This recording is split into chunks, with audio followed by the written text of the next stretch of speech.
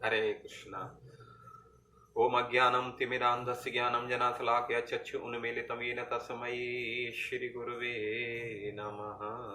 नमः। ओम विष्णुपदाय कृष्णपृष्ठाय भूतले श्रीमते भक्तिवेदान्तस्वामी इति नामिने नमस्ते सरस्वती देवे गौरवाणी प्रचारिणे निर्विशेषशून्यवादी पाश्चात्यदेशतारिणे हे कृष्ण करुणा सिंधु दीनबंधु जगतपते गोपेश गोपिकांत राधा कांत नमोस्तुते जयतां सुरतौ पंगुर मंदिर गति मत सर्वस्व पदां भुज राधा मदन मोहन दीवद वृंदारण्य कल्प द्रुमद श्रीमद रत्नागार सिंहासनस्थो श्री राधा श्री लघोविंद देव पृष्ठालेभ्य सेव्यमानं स्मरामि श्रीमनरासरसारं विवंशी वटतट स्थित कर्षण वेणु सुनई गोपी गोपीनाथ श्री अस्तु नः तप्त कांचन गौरांगी राधे वृंदावनेश्वरी वृषभानुसुते देवी प्रणमामि हरिप्रिये वाञ्छाकल्पतरुभ्यश्च कृपा सिन्धुभ्य एव च पतितानां पावनेभ्यो वैष्णवेभ्यो नमो नमः। जय श्री कृष्ण चैतन्य प्रभु नित्यानंद श्री अद्वैत गदाधर श्रीवासादि गौर भक्त वृंद हरे कृष्ण कृष्ण कृष्ण हरे हरे हरे राम राम राम हरे हरे। हरे कृष्णा। तो वैष्णव अपराध के ऊपर हम ये 2 वीडियो डाल चुके हैं। अब तीसरा लेक्चर भी हम डाल रहे हैं आज, क्योंकि ऑलरेडी एक लेक्चर हमारा डिलीट हो गया था, तो इसलिए हम 2 एक साथ में बना करके डाल रहे हैं। तो वैष्णव अपराध, अपराध, अपराध, राध मतलब सेवा, अप मतलब दूर, जो भगवत सेवा से हमें दूर ले जाए, अर्थात आध्यात्म मार्ग से हमें संसार के मार्ग पर लेकर के जाए, उसको अपराध बोलते हैं। तो इसलिए जो वैष्णव अपराध है, भक्तों में, भक्तों के चरणों के प्रति जो हम कुछ गलती कर देते हैं, और प्राय देखा जाता है लोग थोड़ा भी हम सीनियरिटी लगता है कि हम बहुत सीनियर हो गए, एक दीक्षा ले ली हमने, 2-4 साल हो भी गया हमें मान लीजिए, तो अपने को बहुत हम योग्य समझने लग जाते हैं, और उसका परिणाम ये होता है कि फिर हम भक्तों का सम्मान करना छोड़ देते हैं। अरे भाई क्या है, वो थोड़ी कोई ज्यादा है, हम भी तो बहुत पुराने हैं और हम भी इस्कॉन में रहते हैं, हम भी दीक्षित हैं। तो ऐसा सोच लेना, समझना चाहिए, हमारे भक्ति में बहुत ही बहुत बाधक बनेगा। इसलिए हमेशा भक्तों की कृपा क्या, आशीर्वाद का प्रयास लेने का प्रयास करना चाहिए। श्री कृष्णदास कविराज गोस्वामी जो चैतन्य चरितामृत के लेखक हैं, भक्ति में उन्नति के लिए 64 अंग बताए। रूप गोस्वामी भक्ति रसामृत सिंधु में लिखे हैं। फिर उन्होंने 5 बोला, 64 तो है, लेकिन यदि कोई इन 5 को पालन करता है, 5 अंगों का पालन करता है, वो भी भगवत कृपा को प्राप्त कर लेगा। जैसे रूप गोस्वामी बताए, वृंदावन वास, धाम वास जिसको बोलते हैं, नाम जप, डीटी वर्शिप, भागवत श्रवण और वैष्णव सेवा, ऐसे करके 5 साधन है। लेकिन वहीं कृष्णदास कविराज बोलते हैं, यदि कोई 5 साधन नहीं भी करता है, तो केवल 3 साधनों का, केवल 3 अंगों का यदि पालन कोई करता है, तो मैं वचन देता हूं वो भी कृष्ण प्रेम को प्राप्त कर लेगा, भगवत धाम को प्राप्त कर लेगा। तो वो 3 साधन उन्होंने बताए हैं, आप लोग ध्यान से सुनो। कृष्णदास कविराज बोलते हैं, भक्त पद धूलि आर भक्त पद जला, भक्त भुक्त शेष एहि 3 महाबला। भक्त पद धूलि, पहला है भक्तों का चरण रज। ये चरण रज साधारण रज नहीं होती है, इसमें भक्तों की असीम शक्ति छिपी रहती है। इस रज के अंदर भक्तों के चरणों पर जो रज होती है, जो धूलि के कण होते हैं, इसमें असीमित शक्ति छिपी रहती है। इसलिए कभी कभी जब हम वैष्णवों को प्रणाम करते हैं, गुरु को प्रणाम करते हैं, तो प्रणाम करने से कभी कभी हमारे सर में धूल लग जाती है।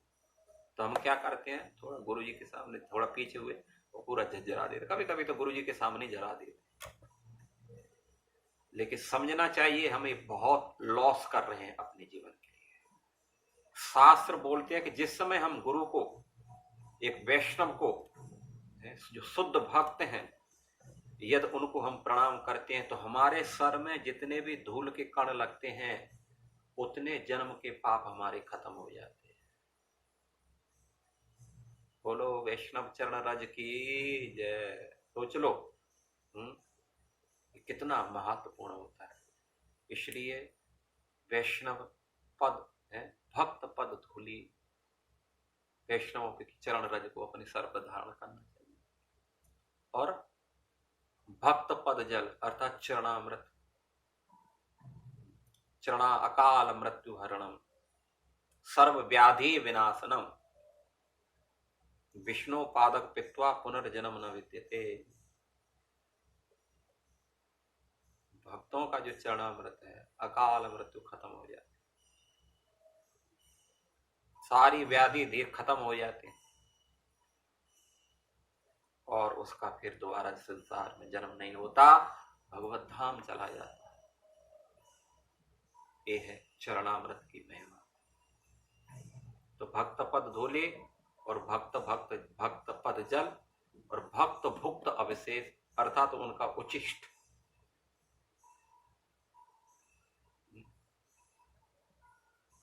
ऐसा बोलते हैं, जैसे हमने आगे के वीडियो में बताया था, जब हम कुकिंग करते हैं वो खाना होता है, एक खाना देखा जाए तो कितना भी शाकाहारी हो लेकिन एक पाप ही है, ये समझ लेना चाहिए। गीता में भगवान ने कहा है 3रे अध्याय में, यज्ञ शिष्ट सिन्ह संतो मुच्यन्ते सर्व किलमसे भुंजते तु अधः पापा ये पचंत आत्म कारण। अर्जुन जो मेरा भोग लगा करके नहीं खाता है वो केवल पाप खाता है। भक्त लोग चूंकि मेरा भोग लगा करके खाते हैं इसलिए सारे पापों से मुक्त हो जाते। तो हम कितने भी शाकाहारी हों, यदि इसका भोग नहीं लगाते हैं तो समझना चाहिए ये खाना नहीं, ये पापा भुंजते तु अधः पापा। भगवान बोलते हैं ये पाप ही खा रहे हो। इसलिए उस पाप से उसके अंदर जिस जिसके कर्म हैं, कुकिंग करने में जो जीवाणु खत्म हुए, पानी में कितने सारे जीवाणु उसमें चले गए, सब्जी काटते समय कितना हमने जीवाणुओं को खत्म किया, इस सब से बचने के लिए भगवान को भोग लगाना होता है। इसलिए जब खाना भगवान को भोग लगा देते हैं तो फिर वो प्रसाद बन जाता है। तो भगवान का खाया हुआ प्रसाद हो जाता है और उसी प्रसाद को जब भक्त खा लेते हैं उसमें से तो वो महाप्रसाद बन जाता है। जब प्रभुपाद जी को ऑफर हो जाता है तो महाप्रसाद बनता है। और जब अपने गुरु वैष्णव उसमें खा लेते तब तो महाप्रसाद बन जाता है। बोलो महाप्रसाद की। और भगवत गीता में भगवान ने कहा है, प्रसादे सर्व दुखानाम हानि अश्यो न उपजायते प्रसन्न चेतसो ही आसु बुद्धि परिवर्तिष्यते। अर्जुन जो मेरा प्रसाद ग्रहण करता है, प्रसादे सर्व दुखानाम, उसके धीरे धीरे करके सारे दुख खत्म हो जाते, हानि अश्यो न जायते, उसके जीवन में फिर अमंगल नहीं होता है। प्रसन्न चेतसो आसु, आप प्रसाद खाएंगे तो 100% आती। वैसे भी तो जब प्रसाद देते हैं खाते समय कितना टेस्ट लगता है, तृप्ति हो जाती है। तो प्रसन्न चेतसो आसु, अब डेली घर में भोग लगा करके खाओ, देखो आपका जो है हजारों बीमारियां खत्म हो जाएंगी प्रसाद खाने से। और मन की जो बार बार हमें टेंशन देता है वो भी सारी उसकी प्रवृत्ति खत्म हो जाएगी, टेंशन देना बंद कर देगा ये। तो प्रसन्न चेतसो ही आसु बुद्धि परिवर्तिष्यते, और प्रसाद खाने से भी हमारी बुद्धि बहुत बढ़ती, कंप्यूटर की तरह काम करती। तो इसलिए तीसरा कृष्णदास कविराज बोलते हैं, तीसरा है भक्तों का भुक्त अर्थात अवशेष उचिष्ट या भक्तों के द्वारा पाया हुआ जो प्रसाद है उसको खाने से तीन चीज, भक्त पद धोले और भक्त पद जल और भक्त भुक्त अवशेष, तीन महाबल। ये महाबल कहा गया है, सोचो बहुत ही पावरफुल है। यह श्रद्धा के साथ में विश्वास के साथ में ऐसा करते हैं तो आपकी साधना भजन कितना भी वीक क्यों न हो, हम गारंटी देते हैं इसी जन्म में अपने लक्ष्य को आप प्राप्त कर लो। तो हमें ये प्रयास करना चाहिए कि एक तो नंबर एक, भक्तों के चरणों में अपराध ना हो, भक्तों का आशीर्वाद मिलता रहे। तो आशीर्वाद प्राप्त करने के लिए ये भी एक साधन है। तो अपराध का कितना दुष्परिणाम होता है अब आकर करके हम चलते हैं, एक कथा के माध्यम से समझाएंगे कैसे भक्त के चरणों में अपराध करने से और उसको कुष्ठ रोग हो जाता है, जिससे उनके शरीर के अंग धीरे धीरे गल करके गिर जाते हैं। हरि बोल। उसको डोनेट करने के लिए बाद में जरूरत नहीं, अब पहले से डोनेट हो जाती है। तो बात उस समय की है जब हरिदास ठाकुर जब बेनापोल में रह रहे थे तो वहां से चल करके फिर वो चांदपुर में आकर के रहने लगे। और यहां जो है उस चांदपुर में उन्होंने एक गांव, चांदपुर गांव में ही वहां उन्होंने क्या किया, उनके एक मित्र रहते थे, उनके कृपा पात्र थे जिनका नाम था बलराम आचार्य। उनके यहाँ रुके, उनके घर में जाकर के रुके, उनसे बहुत ही प्रेम करते थे।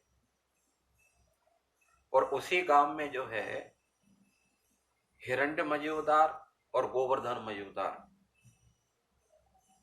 जिनका लड़का था रघुनाथ दास गोस्वामी, जो राधा कुंड में आगे चल करके वास किए और डेली एक बैरागी की जो मूर्ति थी, हम देखेंगे इतने राजा जैसे थे लोग, घर में इनके राज परिवार था, लेकिन अकेला एक लड़का था, वो भी हरिदास की कृपा से और भक्त बन गया। आगे चल करके वो रघुनाथ महान वैष्णव जो राधा कुंड में रह करके भजन करते थे और मात्र एक दोना छाछ पीते थे, बस दोना छाछ, केवल जीवन बचा रहे, और जप करते थे। 2000 वैष्णवों को डेली प्रणाम करते थे। तो वहां आकर के हरिदास ठाकुर बलराम आचार्य के यहाँ रहे, उन्हीं के यहाँ जो है भिक्षा करते थे। और भिक्षा करते मतलब उनके यहाँ भोजन प्रसाद खाते थे, वहां रहते थे। और आगे चल करके बलराम ने एक छोटी सी कुटिया थोड़े से एक निर्जन स्थान पर उनके लिए बना दी, क्योंकि घर गृहस्थी में थोड़ा सा दिक्कत तो होता ही है, इसलिए साधु जितना एकांत में रहते हैं उनका मन अच्छा लगता। तो वो उस कुटिया में रह करके अब भजन करने लगे और जो है भगवत चर्चा किया करते थे।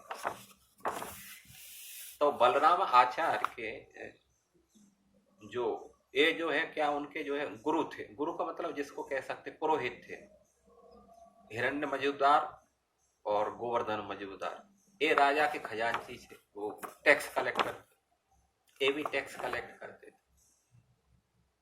लेकिन ये भक्त थे, ये स्वभाव से इनका स्वभाव बहुत अच्छा था। भक्तों का स्वभाव बहुत अच्छा ही होना चाहिए। तो ये क्या करते थे, हरिदास ठाकुर के पास में मिलने के लिए आया करते थे। तो उस समय हरिदास ठाकुर के पास में आने से हिरण्य मजूद और गोवर्धन मजूदार, तो उनका लड़का क्या नाम रघुनाथ, वो भी इनके साथ में आया करता था दर्शन करके। और उसी का ये परिणाम हुआ। कृष्णदास कविराज बोलते हैं, हरिदास कृपा करे ताहर ऊपरे, से कृपा कारण है चैतन्य पायवारे। जिसके ऊपर हरिदास की कृपा हो गई वो श्री चैतन्य महाप्रभु के चरणों को अवश्य ही वो प्राप्त कर लेगा। तो एक दिन वैसे जो है प्रत्येक दिन चल रहा था। तो एक दिन क्या हुआ, जो मौजूदार थे उनके यहाँ एक बहुत बड़ा सत्संग हॉल था। तो वहाँ बहुत सारे ब्राह्मण, बड़े विद्वान ब्राह्मण उनकी सभा में आया करते थे और कुछ चर्चा हुआ करती थी, शास्त्र चर्चा किया करते थे। तो एक दिन हरिदास ठाकुर को भी वहाँ इनवाइट किया गया। बलराम आचार्य जी थे, उनको लेकर के इनकी जो है सभा में पहुंचे, बड़ा स्वागत सत्कार किया, बहुत प्रशंसा की। और उन्होंने कहा, खड़े होकर के उनका जो परिचय दिया था, हरिदास ठाकुर, वही हरिदास ठाकुर हैं जो राजा के सैनिकों से उनसे कहा था तुम ये नाम छोड़ दो, नहीं तो तुम्हें बहुत बुरी सजा दी जाएगी। लेकिन उन्होंने कहा था कि मैं नाम नहीं छोड़ सकता, खंड खंड है यहार शरीर तबो ना छोड़ी वे। उन्होंने कहा था कि शरीर के यदि खंड खंड भी कर दिया जाए तो भी मैं कृष्ण नाम नहीं छोड़ सकता। ये वही हरिदास ठाकुर है जो नित्य प्रति 3 लाख भगवान का नाम लेते हैं। इसलिए वहां नाम के ऊपर चर्चा चल पड़ी है। पंडित तो वहां सब बैठे थे, बोला हाँ ये बात तो है, जो नाम जप करता है, नाम जप करने से व्यक्ति के पाप खत्म हो जाते हैं। किन्होंने कहा कि नहीं, नाम जप करने से पाप तो खत्म ही होते हैं। बोला और नाम जप करने से मुक्ति भी मिल जाती है। तो सभी जो है अपना अपना मंतव्य देने लगे, कोई कुछ कोई कुछ। लेकिन अंत में हरिदास ठाकुर खड़े होकर के कहा, हरिदास कहे न नामेरा एहि दुई फल नाए, नामेरा फल कृष्ण पदे प्रेम उपजाए।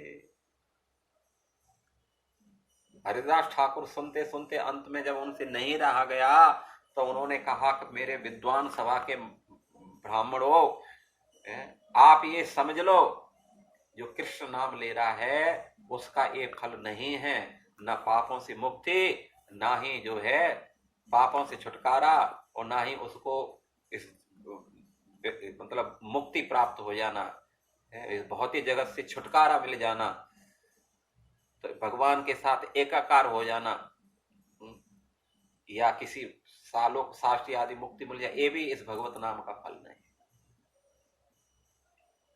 उन्होंने एक उदाहरण दिया श्रीमद् भागवत का, एवं व्रत स्वप्रिय नाम कीर्त्वा जातान रागो द्रुत चित्त उच्चई, असत्यथोरोदित रोत गाय उन्मादवत नृत्यति लोकबाय लोकबाय। बोलते हैं कि जो भगवान के नाम का जप करता है, एवं व्रत, जो इस संकल्प ले लेता है कि आज से मैं भगवान के नाम का अवश्य ही जप करूंगा, केवल संकल्प मात्र से ही उनके शरीर में एक्शन होने लग जाता है। और धीरे धीरे करके, क्योंकि उनके सारे अंदर की जो अभद्र हैं वो धीरे धीरे करके शुद्ध होने लगते हैं। एवं व्रत स्वप्रिय नाम कीर्तन, स्वप्रिय, ये स्वप्रिय, ये भगवान का जो नाम है उनको बहुत ही प्रिय है, और उसका परिणाम होता है वो संपूर्ण रूप से शुद्ध होकर के, और फिर धीरे धीरे करके जातानुरागो, जब ये प्रोसीजर इसका ये ही है, जब हमारा भगवान में श्रद्धा होती है तब जो है हमें किसी एक योग्य गुरु के द्वारा नाम ग्रहण करना चाहिए, और गुरु के निर्देशन में हमें नाम जप करना चाहिए। तो उससे क्या होगा, हमारा अभद्र जितने भी शुद्धिकरण हमारा हो जाता है, और धीरे धीरे करके निष्ठा, आसक्ति, और उसके बाद में फिर भाव, अर्थात हमें जात अनुराग द्रुत चित्त उच्चये, हमारा चित्त जो है अनेक प्रकार के इन सारे संसार के व्यसनों से, जिसमें अनेक वासनाएं भरी हुई हैं, जब शुद्ध हो जाता है पूर्ण रूप से भगवत नाम से, तो उससे क्या होता है, एक तो भगवत सेवा में हमारा भगवत नाम में हमारी रुचि जागृत होती है, और भगवत दर्शन करने के लिए, भगवान के दर्शनों के लिए हमारी लालसा उनसे मिलने की हमारी लालसा बढ़ती है। जातान और आगो द्रुत चित्त उच्च, द्रुत चित्त, और हमारा चित्त क्या होने लगता है, उनके वियोग में, उनसे न मिलने पर धीरे धीरे करके, और द्रवित, हमारा हृदय हमारा द्रवित होने लगता है। और उच्चय ए हसते अथ रोदित रोत गाय। तो कभी जब भगवान के जब हमारे तीव्र लालसा बढ़ती है, तो भगवान भी तो अपने को नहीं रोक पाते हैं, इसलिए कभी कभी भगवान उनको जब दर्शन देते हैं या उनको उनकी लीलाओं का स्मरण होने लगता है, दर्शन होने लगता है, नाम, फिर क्या नाम है, नाम रूप गुण लीला, नाम के बाद में उनके रूप, भगवान का दर्शन होना, उनकी लीलाओं का उस स्मरण होना, और फिर भगवत धाम की प्राप्ति। बस नाम प्रोसेस ये, इसको पकड़ लो। जिसने इस भगवत नाम को पकड़ लिया, समझ लेना चाहिए उसने ब्रह्मांड के सारे साधनों को कर लिया, इसी से सब कुछ होता है। तो इसलिए जब भगवान नाम जप करते शुद्ध होता है, तो जब भगवान का जब दर्शन होता है, लीला स्मरण होता है, तो हसती उच्च ही हसती, बहुत जोर जोर से पागलों की तरह हंसने लगता है, और रोदित रोती, और जब वो छवि अदृश्य हो जाती है भक्त के आंखों के सामने से, तो बेचैन हो जाता है और रोने लगता है दोबारा उसको देखने के लिए, है उसको उन दर्शनों को प्राप्त करने के लिए। हसती रोदित रोत गाय, कभी कभी जोर जोर से भगवान का नाम गाने लगता है, हरे कृष्ण कृष्ण कृष्ण हरे हरे, आनंद में, प्रेम में, हरे राम राम राम राम हरे हरे, उन्मादवत, कभी कभी जैसे पागल होते हैं, उन्माद, उन्मादवत नृत्य थी, कभी कभी नाचने लगता है आनंद में भर करके। नृत्य तो आनंद में ही होता है, दुख में थोड़ी कोई नाच करे। तो उन्मादवत नृत्यति लोक बाह्य, बाहर के कोई उसको चिंता नहीं रहती कि समाज क्या कहेगा। अरे भाई, समाज तो कुछ भी कहता रहे, समाज तो अच्छों के साथ भी बुरा बोलता है, बुरे हैं तो बुरा बोलता ही है। इस समाज का तो ये गुण ही है, आप अच्छा करो तो भी जो है वो आपके साथ में बुराई देखता है। भगवान राम जी जो जो है एक दृष्टांत स्वरूप थे, लेकिन उनके प्रति भी दोषारोपण किए। भगवान श्री कृष्ण के प्रति जब भगवान को नहीं छोड़ सकते, बड़े बड़े साधु महात्माओं के ऊपर दोषारोपण। तो इसलिए संसार में आगे चलो तो लोग गाली देंगे, पीछे चलो तो गाली देंगे, और बराबर चलो तो गाली पड़ेंगे ही पड़ेंगे। तो कहीं ना कहीं तो चलोगे चलोगे। तो इसलिए भक्त बिल्कुल संसार की चिंता नहीं करता। एक बार की एक छोटी सी कथा याद आ रही है मुझे। एक महात्मा जी अपने शिष्य के साथ में एक घोड़े पर बैठ करके और कहीं चले जा रहे थे। तो एक गांव में पहुंचे तो गांव वालों ने देखा, दोनों को प्रणाम किया, और प्रणाम करके, और जो है कुछ लोगों ने कहा, देखो कैसे दोनों के दोनों गधे पर बैठे चले जा रहे हैं, बिल्कुल भी तरस नहीं आ रहा है। तो आगे चल करके शिष्य ने कहा, गुरुजी आप अकेले बैठ करके चलो और मैं जो है पीछे चलता।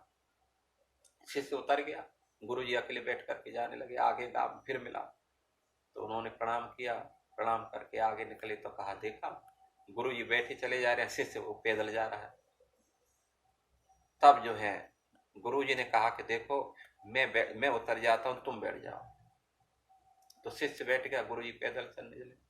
आगे पहुंचा तो कुछ लोग मिले तो उन्होंने कहा, देखा कितना बदमाश है, गुरुजी पैदल जा रहे हैं और शिष्य जो है घोड़ा पर बैठ करके जा रहा है। आगे उन्होंने कहा, गुरुजी मैं भी उतर जाता हूँ। तो वो क्या कि दोनों उतर करके साथ साथ में चलने लगे, घोड़ा खाली चलने लगा। तब आगे चल करके पहुंचे तो कुछ लोगों ने कहा, देखा देखा कितने पागल हैं, घोड़ा खाली जा रहा है, वो लोग पैदल जा रहे हैं। तब जो है, अब बताइए अब कैसे जाओगे, कुछ तो करोगे ना।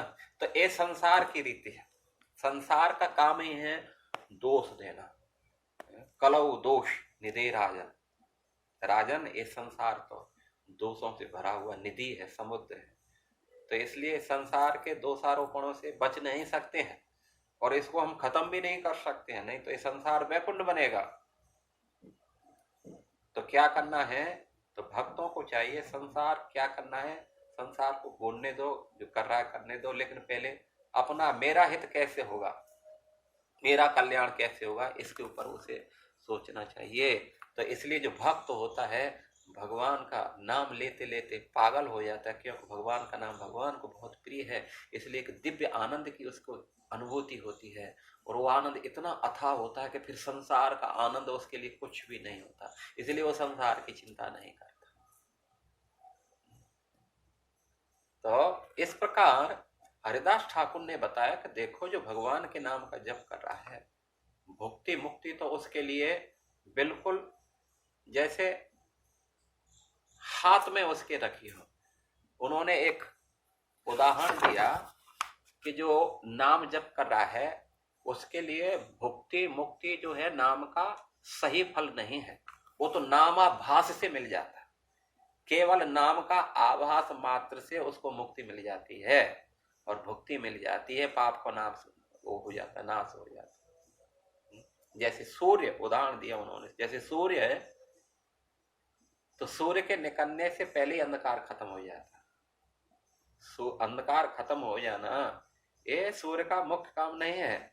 सूर्य के काम का जब सूर्य निकलते हैं तब तो हर वस्तु बिल्कुल प्रकट हो जाती है उनके सामने, केवल अंधकार को ही नष्ट नहीं करता, ये अंधकार तो बिना सूर्य के निकलने से पहले ही अंधकार खत्म हो जाता है, लेकिन सूर्य के निकलने से क्या होता है कि सूर्य के निकलने से हर वस्तु बिल्कुल प्रकट हो जाती है। हरिदास कहन ऐछे सूर्य उदय, उदय ना है ते आरंभे तमे रहे क्षय।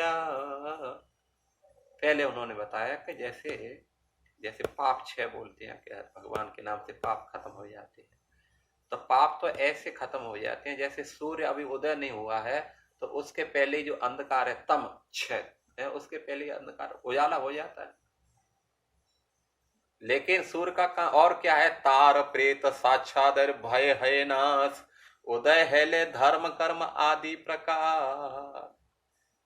तो सूर्य का काम तो ये है कि अंधकार को नष्ट करना ही नहीं, पूरी हर वस्तु उससे प्रकाशित हो जाती है, और जो चोर है उचंगे हैं लुटेरे सब डर से भाग जाते हैं, छुप जाते हैं, और लोग फिर अपने धार्मिक कृत्यों में, अपने जो दैनिक कृत्य हैं उनमें जो है लग जाते हैं, अपने कर्म में लग जाते हैं। तो सूर्य का काम ये है कि उनको फिर से अथाह प्रकाश दे करके हर वस्तु को प्रकट करा देना, उनके भय को बिल्कुल हमेशा हमेशा के लिए खत्म कर देना। तो इसलिए नाम जैसे कोई लेता है तो नाम के प्रभाव से ही पहले भुक्ति मुक्ति उनको मिल जाती तब जो है। और उन्होंने आगे चल करके कहा कि देखो, वो बोले कि भाई मुक्ति तुच्छ पल है नाम भाषे है ते, ए मुक्ति भक्त ना लाए से ही कृष्ण चाह देते। मुक्ति की बात कहे हरिदास ठाकुर ने कहा कि आप लोग बोलते हैं मुक्ति है, तो मुक्ति भी जो है मुक्ति तुच्छ है, मुक्ति तुच्छ फल है नाम भाषे, ये तुच्छ फल है मुक्ति का। वास्तव में इस बात को जो भक्त हैं, चूंकि वो विशाल स्तर पर उनका जो है स्टेज पर एक उच्च उस स्तर पर वो रहते हैं, इसलिए जो है जैसे भगवान की तीन अवस्था है, ब्रह्मेति परमात्मेति भगवानेति सत्य। तो जो ब्रह्म स्तर पर है तो भगवान को क्या समझेंगे, परमात्मा को नहीं समझ पाएंगे, और जो परमात्मा स्तर पर पहुंच गया तो भगवत स्तर को नहीं समझ सकता है। लेकिन जो भगवत स्तर पर है वो परमात्मा का स्तर क्या है और ब्रह्म का स्तर क्या है, ये तीन उनको भी वो ठीक से तीनों स्तरों को समझ सकता है। तो भक्त जो है भगवत स्तर पर रहते हैं, तो इसलिए वो जानते हैं कि जो है जो मुक्ति है, मुक्ति तो जो है एक तुच्छ फल है, उसका जो सुख है वो समुद्र के एक बूंद के समान है। और वो ही सुख भक्ति में जो है अथाह समुद्र के समान भरा पड़ा हुआ। इसलिए भक्तों के लिए मुक्ति कोई वैल्यू नहीं रखता। भगवान भक्तों को मुक्ति देते भी हैं, ये मुक्ति भक्त ना लय से ही कृष्ण चाहे देते। जब कृष्ण उनको देना भी चाहते हैं तो भक्त उन मुक्तियों को नहीं लेता है। 5 प्रकार की जो मुक्ति है, सालोक्य है, साष्टी है, सामीप्य है, सारूप्य है और सायुज्य। ये 5 प्रकार की मुक्ति है। भक्त उन मुक्तियों को भी कोई चिंता नहीं करता। उसका एक उदाहरण देते हैं श्रीमद् भागवतम में से 3, 29 और 13वां श्लोक है। भगवान कपिल देव माता देवहूति को बता रहे हैं, हे माता, जो मेरे भक्त होते हैं वो इतने भगवत सेवा में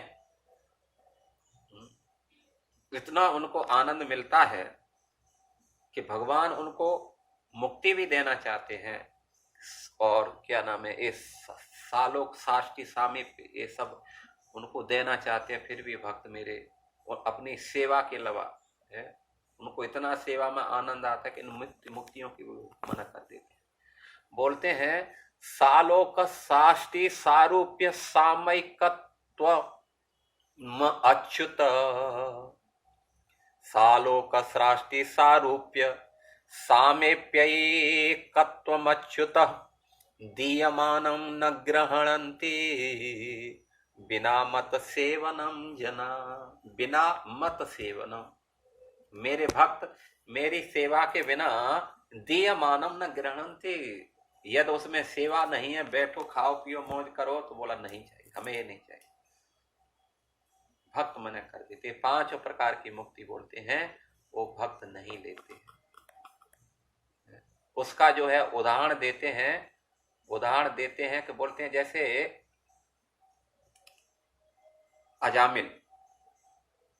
अजामिल का जो है वो इतना पापी था कि निश्चित हो गया था कि उनको नरक में जाना पड़ेगा। चित्रगुप्त जो उनके पापों का लेखा जोखा लिखते थे, इतने उनके फाइलें हो चुकी थी, 28 गोडाउन उनकी फाइलों से भर गए थे। सोच लो, केवल पाप पाप पाप पाप पाप पाप, इसलिए लिखना ही छोड़ दिया। यमराज एक चिंतित हो गए थे, इसको कौन सा नरक दिया जाए, इसमें तो कोई इसके लिए फिट नहीं, कोई और भयंकर नरक बनाया जाए। लेकिन वो अजामिल मृत्यु के समय जब यमराज के दूत उसको पकड़ने के लिए आए थे, उस समय उन्होंने अपने पुत्र नारायण को स्मरण किया था। नारायण आह, नारायण आओ बचाओ। तो ये नारायण तो भाई भगवान का नाम है। आप किसको पुकार रहे हो, अपने पुत्र को पुकार रहे हो या अपने किसी दूसरे को पुकार रहे हो, उससे कोई फर्क नहीं पड़ता। भगवत नाम यदि हम लेते हैं मृत्यु के समय, चाहे हम अपने कुत्ते को पुकारे हैं नाम लेकर के हैं, कोई ऐसा भगवत, या कोई हम अपने स्वजनों को पुकारे, लेकिन भगवत नाम है ये, तो ये क्या करेगा, आपको प्रभाव दिखाएगा। तो अजामिल ने हालांकि अपने पुत्र को पुकारा था, लेकिन भगवान नारायण के 4 दूत आकर के उपस्थित हो गए, तो यमराज के 3 दूतों को वहां से भजा दिया। जबरदस्ती उनका फांसा काट दिया था, उसकी आत्मा को बांध लिए थे वो घसीट के ले जाने के लिए, लेकिन फांसा काट दिया, जबरदस्ती भजा दिए। तो हरिदास ठाकुर ने कहा, वो ही अजामिल आगे चल करके जो है भगवान के धाम चला गया, तो मुक्ति आसानी से उसको मिल गई। सोचो, तो ये नाम से नामाभास से जो है यमराज के फांसों से मुक्त हो गया, बंधन मुक्त हो गया उसको। तो इसलिए जो भगवत भक्त होते हैं, नाम का ये फल नहीं है, जो भगवान के नाम का जो कर रहा है, ये तो भुक्ति मुक्ति सिद्धि सब कुछ ये आपको ऑटोमेटिकली उसमें मिलता जाएगा, बिना बस कुछ प्रयास के। आप भजन करेंगे धीरे धीरे करके, आपको मान सम्मान प्रतिष्ठा मिलने लग जाएगा। उसके बाद में और यदि आप भजन करेंगे अच्छी तरीका से, तो बड़ी बड़ी पोजीशन आएगी, और भजन करेंगे तो आपके सामने फिर सिद्धियां आपके पास में आने लगेगी। तो इस प्रकार जो है क्रम बाई भाव आप बढ़ते जाएंगे, तो ये सब अंत में मुक्ति आएगी आपके बाद में। आप मुक्ति की भी चिंता नहीं करेंगे, तो फिर भगवत प्रेम भगवान लास्ट में भगवत प्रेम प्रदान करते हैं। ये तो ऐसे अनायास से आपको मिल जाएगा, चलते चलते रास्ते में मिल जाएगा। तो जो भगवत नाम जप कर रहा है उसका फल भुक्ति मुक्ति पापनाश नहीं है, उसका वास्तविक फल तो कृष्ण प्रेम है, जो पंचम पुरुषार्थ है, धर्म अर्थ काम और मोक्ष, उससे भी श्रेष्ठ है, वो है कृष्ण प्रेम। जिसको कृष्ण प्रेम प्रदान हो गया, उसके लिए तो ये सब कुछ एक बिंदु के समान, एक छोटे से कण के समान है।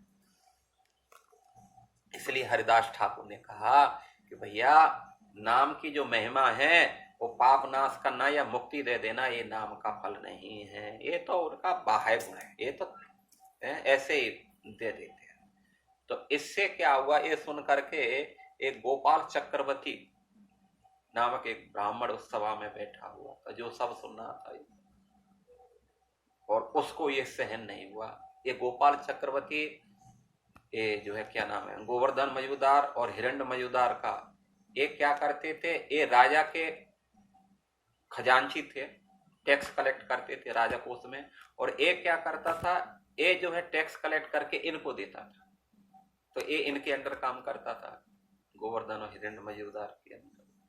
तो ये खड़ा हुआ तन तना करके, और उसने कहा, कोटि जन्म ब्रह्म ज्ञाने एही मुक्ति नय, एही कहे नाम भाषे मात्र से ही मुक्ति है। उसने कहा, अरे कितना मूर्ख बना रहा है हम लोगों को।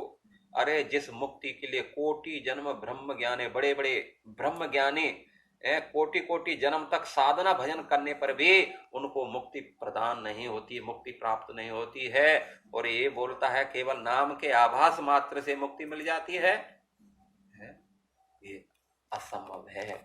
उन्होंने कहा, तब हरिदास ने कहा, कृष्ण नामे जे आनंद सिंधु आस्वादन, ब्रह्मानंद तारे आगे क्षयोदत सम।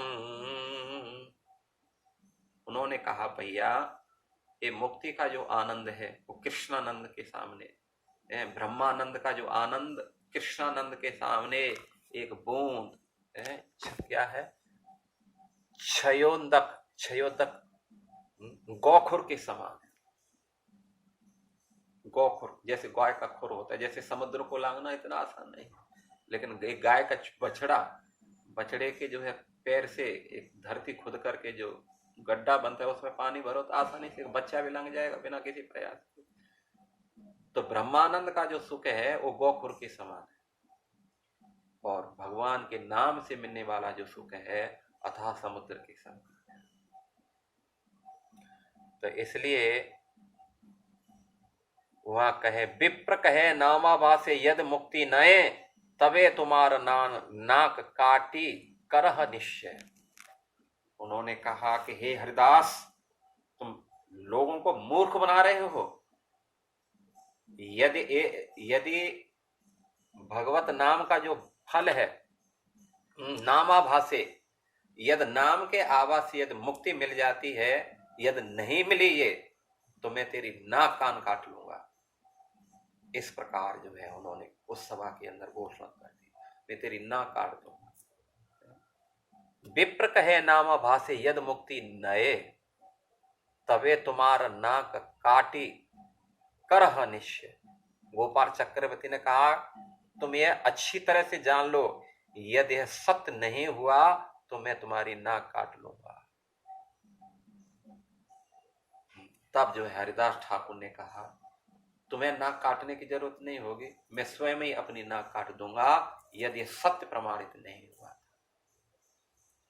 तब जाकर के इस प्रकार जो है उस सभा के अंदर और जितने भी थे, एक हरिदास का अपमानित करना है तो और अन्यों को ठीक नहीं लगा, विशेष करके बलराम आचार्य है, हिरण्य मजूदार है, उनको और भी जो विद्वान ब्राह्मण थे, जो थोड़ी भक्ति भावना जिनके अंदर थे, जो ज्ञानी थे, वे मूर्ख थे, वो तो घटपट वाली चर्चा करते रहते थे, लेकिन जो थोड़ा भक्ति मार्ग में जो कथा श्रवण सुनते थे, सत्संग सुनते, उन्होंने कहा वास्तव में हरिदास ठाकुर जो कह रहा है बिल्कुल सही कह रहा है, क्योंकि भागवत का प्रमाण उन्होंने दिया है, शास्त्रों को प्रमाण दे रहा है।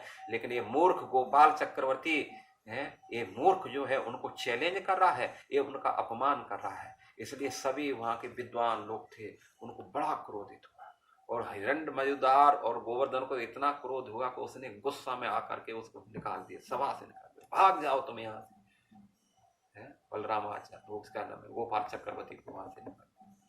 तुम्हें विश्वास नहीं होता इतना बड़े भगवान के भक्त जो इस प्रकार बोल रहे हैं। अब क्या परिणाम हुआ, धीरे धीरे करके हरिदास ठाकुर ने हालांकि उनको कहा, भैया इसमें तुम्हारा कोई दोष नहीं और ना ही मैं आपको दोषी ठहराता हूं, तोमा सवार दोष नाही एही अज्ञ ब्राह्मण, तार दोष नाही तार तर्क निष्ठ मत। क्योंकि इनको केवल तर्क शास्त्र, तर्क करना, कुतर्क जिसको बोलते, तर्क भी नहीं कुतर्क, इन पर केवल कुतर्क करना आता है। वास्तव में शास्त्रों का जो रस है, जो सार है, ये लोग समझे नहीं है। इसलिए आप लोग जो है कोई इसमें जो है बुराई नहीं मानना, और मैं भी कोई इनके प्रति कोई ऐसा रुष्ट भाव या कोई बदला लेने का भाव, मेरा भी भाव नहीं है। और वहां से उठ करके हरिदास ठाकुर जो है चले जाते हैं। और उसका परिणाम क्या हुआ, मात्र 3 दिन के अंदर, 3 दिन रहे से ही विप्र कोष्ठ हैला, अति उच्च नासा तार गलिया पड़िला, चंपक कली समहस्त पदार गोली, कोकड़ हैला सब कुष्ठ गेल गली। उसका परिणाम हुआ तीसरे दिन तो उसके पूरे शरीर में कुष्ठ रोग हो गया। चैतन्य चरितामृत के अंत लीला 3 अध्याय के 201 पेयर में कहते हैं कि उसके हाथ पांव अंगुलियां चंपक फूल की कलियों के समान सुंदर थी, लेकिन अपराध के कारण और वो अब क्या कोढ़ के कारण धीरे धीरे सब गलने लगी। उसकी नाक तो गल करके कुष्ठ रोग से सड़ करके और नीचे गिर गई, पस निकलने लग गया, मवाद निकलने गया, दुर्गंध मारने लगी। अब तो जो है तब जो है बताते हैं कि भक्त स्वभाव अज्ञ दोष क्षमा करे, कृष्ण स्वभाव भक्त निंदा सहित न पारे। हालांकि भक्त हैं, कोई गलती करता है तो इतना वो ज्यादा उसमें ध्यान नहीं देते, क्योंकि जानते हैं कि संसार तो गलती करना ही उसका काम है, इसलिए वो ज्यादा उसको अपने मन में नहीं बिठाते हैं। लेकिन भक्त तो माफ कर देता है, लेकिन भगवान उस गलती करने वाले को कभी भी क्षमा नहीं करते हैं। इसलिए भक्त स्वभाव अज्ञ दोष क्षमा करे, लेकिन कृष्ण स्वभाव भक्त निंदा सहित ही न पारे। लेकिन भगवान का स्वभाव है, भक्तों की निंदा सहन नहीं कर सकते। जैसे भक्त भगवान की निंदा को सहन नहीं करते हैं, ऐसे ही भगवान भी भक्त की निंदा को सहन नहीं कर सकते हैं। और उसका परिणाम ये हुआ, 3 दिन बाद ही उसको उसका फल मिल गया। गोपाल चक्रवर्ती को सब सर गया सारा शरीर। इससे हरिदास ठाकुर को अच्छा नहीं लगा और वो काम छोड़ करके फिर जो है शांतिपुर चले गए थे, अद्वैताचार्य के यहाँ चले गए थे और वहां जाकर के कुछ दिन रहे। तो ये जो है सिद्धांत क्या है, इसका सार क्या है, तो इसका सार भक्तों ये ही है कि हमें जो है वैष्णव अपराध से बचना चाहिए। भक्तों के चरणों में जितना हो सके सेवा करो, अपनी थोड़ी बहुत सेवा हो जाए, नहीं भी हो जाए तो भी कोई बात नहीं है, लेकिन कम से कम उनके चरणों में गलती मत करो, कोई उनको कष्ट मत पहुंचाओ। यदि ऐसा करते हैं हम जो है कोई कष्ट नहीं पहुंचाते तो हम सुरक्षित बन रहे रहेंगे। और यदि हमने जरा भी उनको किसी प्रकार का अहित पहुंचाने का प्रयास किया तो हम गारंटी दे रहे हैं बर्बाद हो जाएंगे। हरे कृष्ण कृष्ण कृष्ण हरे हरे, हरे राम राम राम हरे हरे। वांछा कल्पतरुभ्यश्च कृपा सिन्धुभ्य एव च पतितानां पावनेभ्यो वैष्णवेभ्यो नमो नमः। जगद्गुरु श्रील प्रभुपाद की जय, गौर प्रेमानंद श्री चैतन्य महाप्रभु की जय। हरि हरि बोल।